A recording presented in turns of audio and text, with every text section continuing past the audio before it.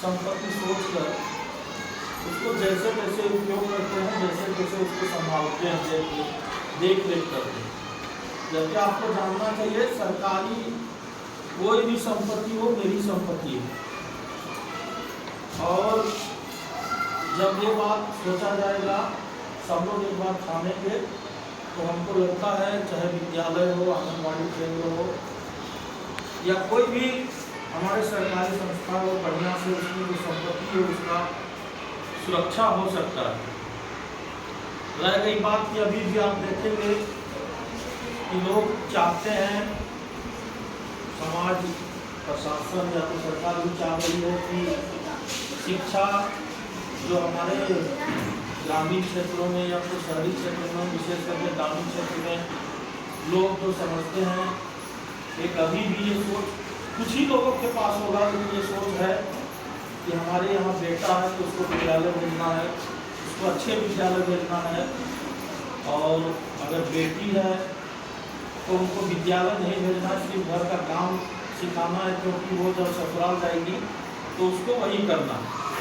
लेकिन आप जानिए कि कोई बेटी अगर शिक्षित होती है तो उसका साथ भी शिक्षित होता है, और किसी का बेटा शिक्षित हो गया तो ये जरूरी नहीं है कि हम शिक्षित हो गए तो हमारा बेटा शिक्षित हो जाए। लेकिन जब बेटी शिक्षित होगी तो ये गारंटी है कि साथ उसका शिक्षित होगा, क्योंकि घर का जो संस्कार, घर का जो शिक्षा, घर का जो व्यवस्था होता है वो माँ बाप का ही पहला देन होता है। लोग अभी भी ये समझते हैं कि हमारे बच्चे स्कूल जा रहे हैं तो गार्जियन आते हैं, शिक्षक को बदमाशी करता है, ट्यूशन के समय ट्यूशन नहीं जाता, स्नान करने के समय स्नान नहीं करता, खाना खाने के समय खाना नहीं खाता। हम कह रहे हैं विद्यालय में 5-6 घंटे शिक्षक रहते हैं, और इन समय में उनको बहुत सारे सरकारी कार्य करने होते हैं, बच्चों को पढ़ाना भी होता है, और सारे काम सरकार बहुत सारे काम शिक्षक को और एक्स्ट्रा दे रखी हुई है, वो भी करना होता है। लेकिन उसके बाद बच्चे हमेशा हमारे साथ रहते हैं, अपने माँ बाप पिता के साथ रहते हैं, अपने अभिभावक के साथ रहते हैं। तब जरूरी बन जाती है कि वो शिकायत हम स्कूल में ना करके अपने बच्चे को अपने से ही वो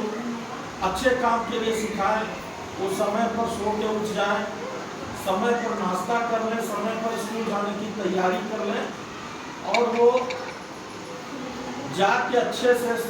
स्वच्छ तरीके से स्नान करके साफ कपड़ा पहन करके अच्छा भोजन करके विद्यालय जाए।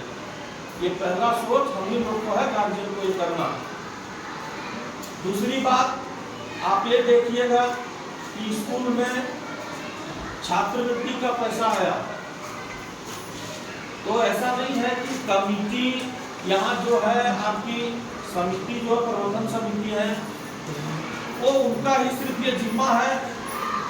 कि कैसे वितरण हुआ है। शिक्षक का जिम्मा है अध्यक्ष। आप गांव के नाते भी जाकर आपके बच्चे पढ़ते हैं, क्योंकि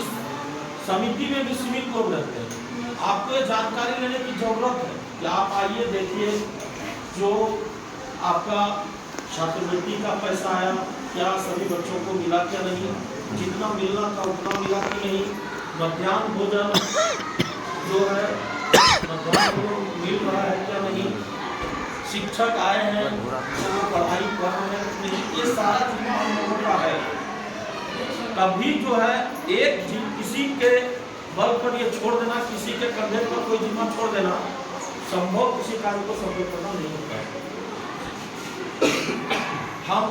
पिछले बार कुछ विद्यालयों में, आंगनबाड़ी केंद्रों में, सरकारी संस्थानों में थोड़ा सा कम काम हुआ है, मैं मानता हूँ, क्योंकि जब पंचायती राज अधिनियम लागू हुआ उसके बाद सरकार बहुत ज़्यादा फंडिंग नहीं किया, और कुछ फंड किए तो कुछ सड़कें ऐसी थी जो पहले तो जरूरत था वो बना था, और भी ऐसे कार्य जो हुआ। उसके बाद भी कुछ जगहों में ऐसा लगा तो वो काम करने का कोशिश किया है। इस बार मैं बताना चाहता हूँ कि कारूडी गांव को मैंने शपथ ग्रहण के दिन भी बोला था कि मैं कारूडी गांव को गोद लेना चाहता हूँ, गोद लिया। और जब मैं गोद लिया, प्रतिनिधि के नाते मुझे पूरे पंचायत का विकास करना है, लेकिन जब इस गांव को गोद लिया तो इस गांव में आंगनबाड़ी केंद्र आती है, इस गांव में आपके विद्यालय आते हैं, इस गांव में जो भी सरकारी कर्मी या तो सरकारी व्यवस्था जो भी है उसको ठीक करना मेरा जिम्मा है। और इसी के शुरुआत के तौर पर हम यहाँ पर अभी जो है अपने फंड से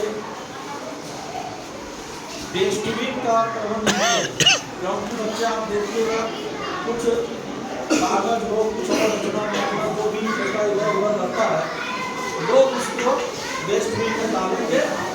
और एक बार उठाने के लिए उसे जगह पर फेंक दिया जाएगा जहाँ पर उसको जलाकर खत्म कर दिया जाए, ताकि उस कचरा से यहाँ वहाँ फेंकने से किसी बच्चे को इन्फेक्शन नहीं हो, कोई बीमारी नहीं हो, स्कूल स्वच्छ रहे, साफ रहे। दूसरी बात, हम यहाँ पर जल मीनार की व्यवस्था करने जा रहे हैं,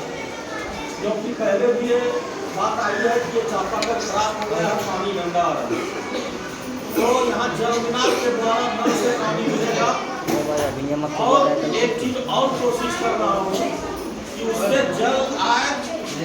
और वो जल से भोजन जो बने या तो बच्चे जो वो पानी पिए, वो एक आरओ लगाने का हम कोशिश कर रहे हैं कि हम विद्यालय में आरओ लगाए, ताकि वो पानी जो है फिल्टर होकर लोगों को फिल्टर पानी बच्चों को मिले। हम जब देख रहे हैं कि यह विद्यालय मध्य विद्यालय है, तो यहाँ बच्ची पढ़ती होंगी और उनके लिए एक बेड का जो व्यवस्था कर रहे हैं। और मिडिल स्कूल जितने भी हैं, 3 विद्यालय हैं हमारे, मध्य विद्यालय हमारे पंचायत को, तीनों में हम करने जा रहे हैं। उसके अलावे भी इस विद्यालय को मैं डिलीवरी दे रहा हूँ, जो सामान दिया गया है 1-2 दिन के अंदर इस विद्यालय के ऑफिस में लगेगा। उसमें सारे महापुरुषों की किताब रहेगी, रामायण रहेगा, कुरान रहेगा, संविधान का किताब रहेगा, और सारे महापुरुष जैसे हैं उन सबों का किताब रहेगा। अगर आपको लगता है, यहाँ के शिक्षक महोदय से भी आग्रह करना चाहेंगे कि इनको लगता है कि इसके अलावे भी कोई और